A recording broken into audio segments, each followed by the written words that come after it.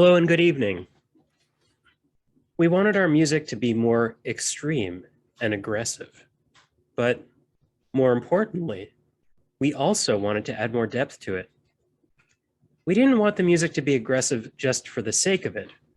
It needed to tell stories in which the listener would be carried from start to finish. Those would be stories of insane minds. And welcome everybody to Thunderdome Metal Reviews. My name is Gabe Cooper. I'm here with my comrades, David, Ben, and Tracy. How are y'all doing tonight? Doing good. I am trying to figure out if that is Pazuzu on the album cover or not. So I am also doing well. Yeah, there are things happening on this album cover. That's what I'm going to say. So the album cover that we're looking at is Recollections of the Insane by the band Schizophrenia. Yes. Schizophrenia. Recollections of the Insane, released on February 15th, 2022. Gabe's pick for an album released in the month of February. It is their debut studio album on Redefining Darkness Records. The producer was Francisco Paole. Runtime is 43 minutes and 15 seconds. The band is Romeo Promus Promopoulos on guitars, Ricky Mandozzi on vocals and bass, Lorenzo Bissol on drums, and Marty Van Kerkhoven on guitars. And Gabe, what brought this band into your death metal eyes, sir? So I don't know if anybody remembers this, but this was not my original pick for the month of February. I had something else in this slot, which was Blood Incantation's new record, which, spoiler alert, not a death metal record. It's an ambient record, and I wasn't sure that I wanted to inflict that upon you. So I just went for something else. It turned out that there was a death metal record of some kind being put out in February, and I listened to this one and I enjoyed it. And I thought, why not? Well, I am glad that you did. This is on the Blackened Death side, so whatever the fuck that means. But I found this to be really, really enjoyable. So I might have enjoyed the ambient thing too, but this is balls to the wall, speed all the way through, and I appreciate that. Yeah, this thrash death shit, tight. Yeah. It reminds me of the genre's origins, right? Mm-hmm. In some ways, it's a callback to how it all began. And it's, clearly in part an homage to both Sepultura and Morbid Angel. It does as much as one can, being a bunch of motherfuckers living in Belgium. They've captured Florida's essence, right? It sounds very much like an early 90s album. 100%, like Malevolent Creation. Yeah. Right. But it's for a semi-debut. I mean, there's like an EP and a single before this, and I don't know what else they put out on their own that didn't make it in streaming services in Belgium. But it's for essentially first album. This is massive to me. I was sort of stunned. I assume this was an outfit that, because Gabe tends to find outfits that I've either heard of or maybe barely heard of, that they have 8 albums. I'm like, wait, what? 12. Yeah. Gabe was deep on that Bandcamp trip. That's for sure. And I appreciate that. But yeah, no, even the production quality for a debut album, and especially in this style, where we know that sometimes they will go with retrograde production on purpose, I didn't find any of those issues on this. I thought this was pretty damn well produced. Yeah, it sounded really nice for a death metal record, for sure. Well, I always want to say, the production values, I think they targeted good production values from the 90s of Domination Covenant quality, not Eating Back to Life quality production values. I think it might have been, I think that it was purposeful how they chose the sound. Wes, you know what I'm saying? What's interesting to me is I think that it has a different sound.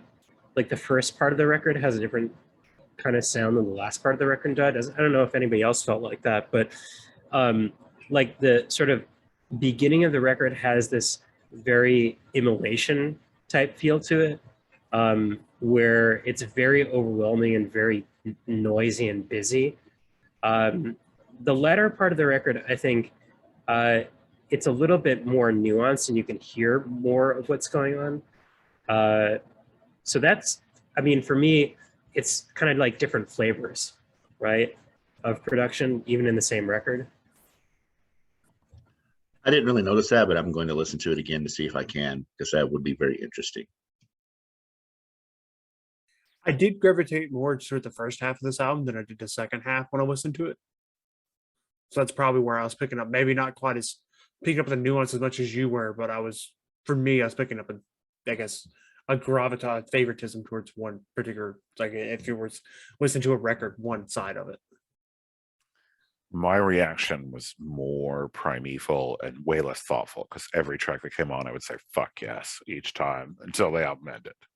So I don't know. Again, like I said with Corpse Grinder, if you like one of these songs, you're gonna probably like the rest of these songs. If you don't like these songs, you're not gonna like these songs.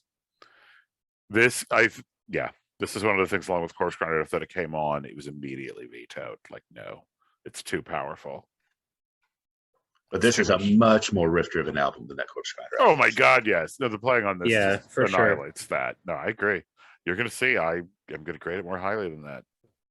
Yeah, and the vocals are nowhere near as front in the mix.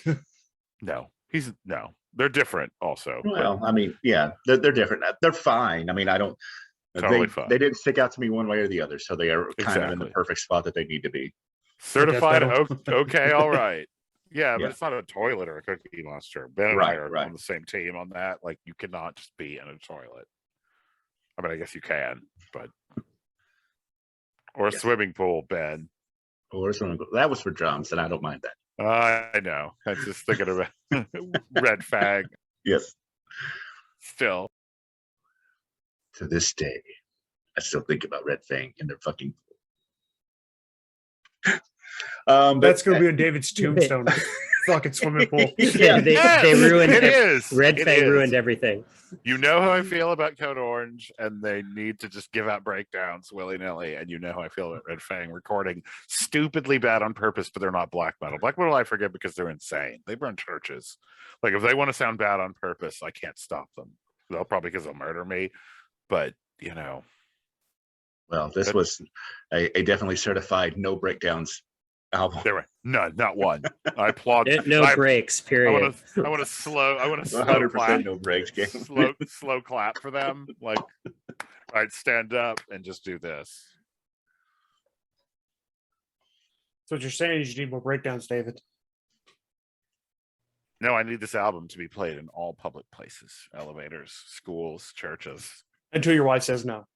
Yeah, no, until she's like, absolutely that not. might cause a couple of breakdowns. I don't know about it. Yeah. No, it might come full circle. I might create what I despise, right? Yeah. That's the dialectic. That's also true. Going back to the album, I want to give these guys a shout out too in the songwriting, and that this is not a concept album. It is a thematically coherent album, though, in like the Voices of the Insane or whatever. But they all touch on that, but they're not all the same take for however many different tracks there were. So it wasn't like, let's just write about Cthulhu for the entire album or anything. They might have done that on a song or two, but it was varied in their approach to insanity. Yeah, I appreciated that variation within a very narrow band. But again, you either like it or you don't, right? Like, don't get on this ride if you don't want this. Yeah, that's definitely something worth saying for people who are not sure if this is going to be for them.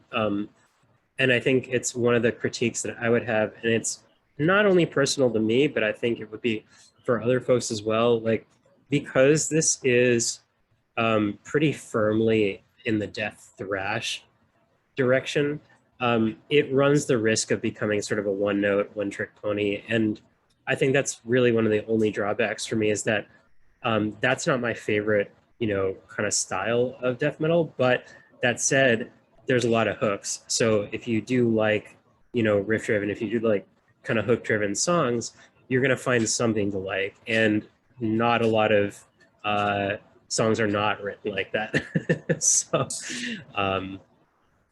So as the resident pilgrimage making to Tampa person in this podcast, I have to agree with what Gabe said. Like, if you're not a person that's planning to or has made it the pilgrimage to Morristown Studio, this album may be a little more death metal than you're up for. Like, this is a very much dyed in the wool death metal, yes or no. Like, If you can't handle Tampa / Brussels, like, you need to step off.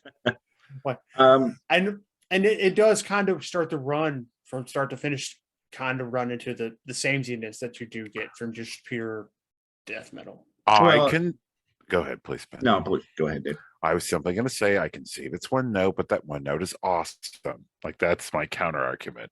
Which is why I'm saying, if you're not making that pilgrimage to your Mecca, then I am that pilgrimage, sir.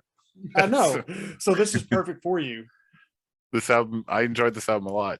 This is a hotel you're definitely fine stopping at on the trip. Oh my God, yes. I understand it from birth to deployment, why this exists, and I need it. Yeah, I would definitely stay at this hotel. But I will say, when we get to grades, that the fact that it is kind of one note and one, as Gabe's very succinctly put, no breaks all the way through. Despite what, for instance, they do manage to insert in there in the songwriting, which I did appreciate, it will get a little dinged for that. But this is also a gear that I wish more thrash doom bands would reach. Like, way back when we reviewed that Chemist album, Tracy, that first Chemist album that we did, this was like what I wanted them to pull out on a couple of their tracks. Is this sound? But then, see, you're saying you want more thrash doom bands to hit this, but I feel like thrash doom in this are like Chemist is as close you're going to get while remaining the doom element. Like, I feel like this and doom are like diametrically opposed opposites. Like, you can't.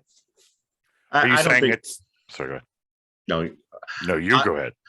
I think that I wouldn't want them to release an album of this, because then you would lose that doom elements. But I think you can reach this on certain places. Like, I mean, if you were Paradise to Lost has sprinkle- stuff that are similar to this at times. If you And you're not going to get sprinkle in doomier than them. a little bit of solo here, a little bit of bass here, I could see that. But it's like, we're going to do 3 tracks on a 5-track album. That's not what I'm saying. I said I wanted them to get there on some songs, not like a for an album. I think Meshuggah proves anything is possible in terms of tempo, if not the nature of the gear shifting. It's, you can do whatever if you will it. It is no dream, Tracy. I do understand that doom and thrash is like taking a stimulant and a barbiturate, but I guess that's what alcohol is, isn't it? Right? Like, it's both those things. Yeah, but can you really hear all those time signatures if you're going super slow? Like, I don't know if you can hear them. You don't have that problem with this album. We'll leave that aside, because it's about a when you're going hypothetical slow. Meshuggah album that does not exist. That we haven't You're written going yet. slow. You only need one timing signature. Oh, you can go slow and change time to signatures. It's just type of negative to that quite a lot. Anyway, let's talk about tracks.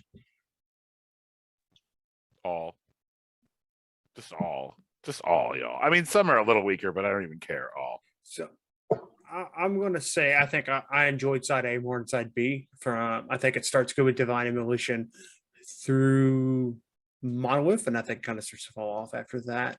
I think Zero Sorrow is a fantastic song. I kind of agree with David. I will say that this album started to run a bit long. So they could have lost a track, pick one, and it would have tightened it up a little bit, in my opinion. Still under 45 minutes. Just putting that out there. Yeah, I know, but I mean, like 45 minutes of like speed is a long time to listen to speed. Yeah, I got it.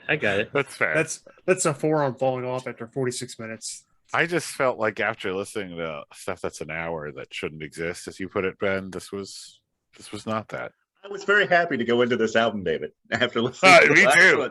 But this and Corpse Grinder got the job done, whatever that job was. I don't know, murder, acid vatting, but cranial disintegration.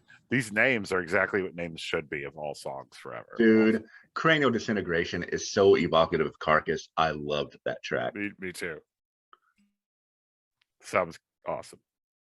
So it's interesting that they split up the sides the way that they did, because the way that I listened to the record does not reflect that in an interesting way. I mean, like for me, I think that side B starts with Onwards to Fire instead of ending side A. I know that's not a huge difference, but it kind of makes a difference in my mind just because I think the second half of the record just sounds different, both in terms of production and maybe also, and I'm not sure, but maybe also in terms of composition. But anyway, I kind of like them all. But my favorite runs were 1 to 3 and on side A, and which is Divine Immolation, Cranial Disintegration, and Sea of Sorrow, and then Onwards to Fire, Souls of Retribution, and Inside the Walls of Madness. I think that's a fantastic run. I pulled the track listing off Encyclopedia Metallum, so it might not be exactly right of where it splits, but it was only released on vinyl and digitally, so yeah, there is a definite side A and B. I feel like that's a right Twix, left Twix thing, but I understand. Gabe just goes to war with the record company for making this choice. Why, yeah, Yoda. Burn it Well, down. I mean, and the reason that I point that out is some of the songs were misspelled. And so it's entirely possible that whoever inputted it might have like fucked up where the break actually is. So And Ben's Yeah, like, "We'll just crowdsourcing. delete Onwards Yeah. to Fire, just have an even split, 50-50. Ben, Yeah. can you back up to the name of the record label again?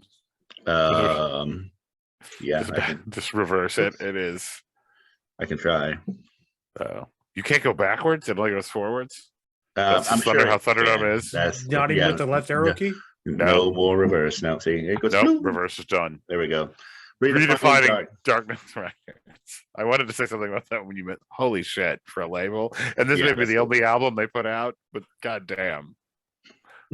Sorry, I just wanted to give a shout out to that. David's about to name. become an investor into Redefining Darkness labels. About to question mark already bought it. It's I'm David's the payroll, personal guys. wanted to go He's on, back to he's it. on the payroll. I'm not He's on just the a payroll already. consumer. He's not on the payroll. David is the payroll. I'm He's not the just a consumer. David, the payroll pizza. I'm not just a consumer. I bought the company. That's David's own personal label. That's what it is. That is my new label. So Tracy, we need to. It would talk sign about bands like this if he had a personal label. That's for sure. This band is the band you need in your life. Yeah. Has Belgium ever been wrong? Don't answer that. A few times. Do not answer that. But this metal is awesome.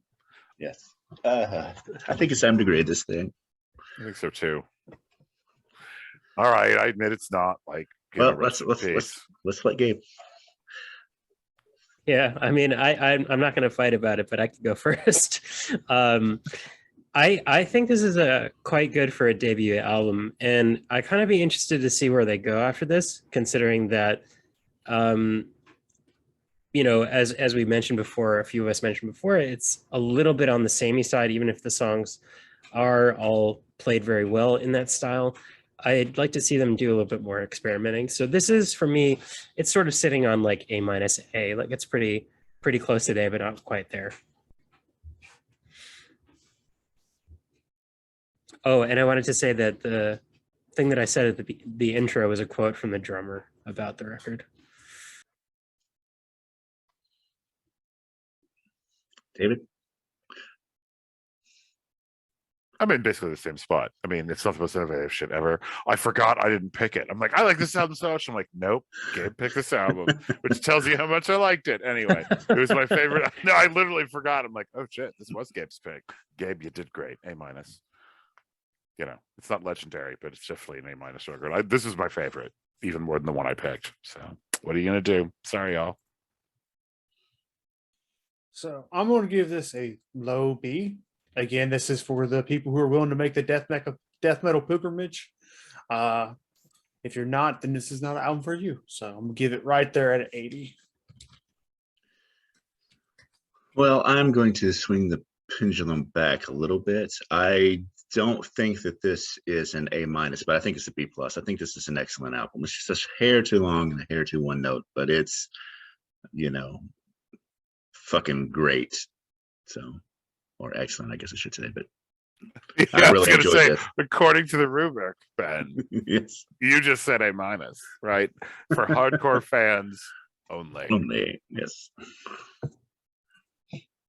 That gives us an average of 88. I'll take that.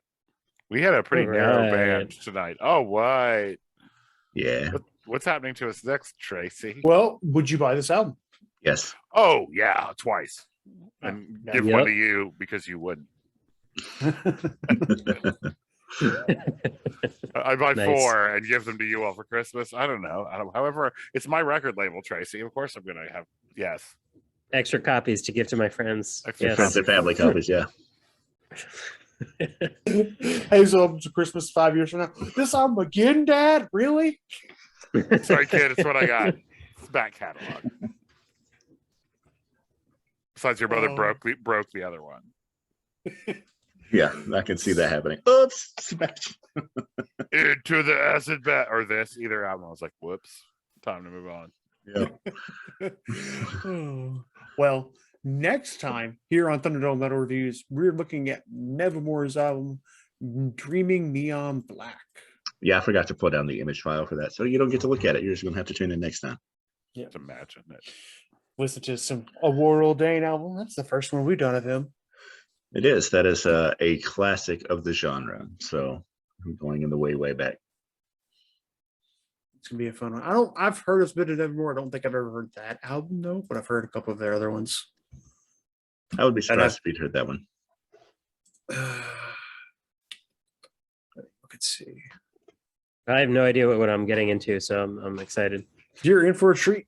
I've done Dead Heart and a Dead World and This Godless Endeavor. I haven't done Dreaming Beyond Black. Tracy's like, I've only done 18 of their albums. I don't know. Yeah, but not this one. I have no idea. I've not done this one, so I don't know, guys. Well, I know what to expect going into us. You guys ready Tracy for wrote fun down ride? what day he listened to it and what he consumed that day. That was and last year. That was The last ambient year. temperature. And what the weather was like exactly. He's got it all in the spreadsheet. It was sunny, 62 degrees. I listened to their album. Yeah, I have no clue what this is. We're gonna find out on Thunderdome Metal Reviews. I'm Ron On Burgundy. Thunderdome Metal Reviews. On Thunderdome Metal Reviews. Say it through, Gabe. Yeah, everyone Yeah. say it. Thunderdome Metal Reviews. There we go. Oh, wow. Huzzah! All right.